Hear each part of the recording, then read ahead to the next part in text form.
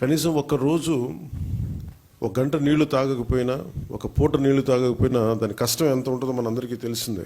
ఏకాదశి వ్రతాలు కానీ ఏదైనా సరే పొద్దున్న నుంచి సాయంత్రం వరకు నీళ్లు తాగకుండా రకరకాల మనం ఈ రిలీజియస్ థింగ్ మనం ఈ పండుగల్లో అప్పుడు ప్రత్యేక పర్వదినాలు అప్పుడు చేసేవి కానీ అప్పుడు కానీ మన నీటి విలువ తెలియదు. నీటి దొరకనప్పుడే మన నీటి విలువ తెలుస్తుంది. నాకు ప్రత్యేకించి నేను పిఆర్ మినిస్ట్రీ తీసుకున్న తర్వాత వాటర్ కన్జర్వేషన్ ఒకటి, నీటిని సరఫరా చేయటం ఒకటి, ఇవన్నీ నాకు చాలా ప్రత్యేకమైనవి ఇష్టం. నాకు అంటే చాలా సందర్భాల్లో నేను చెప్పింది ఏంటంటే, అంటే నా అనుభవాలు పంచుకున్నది.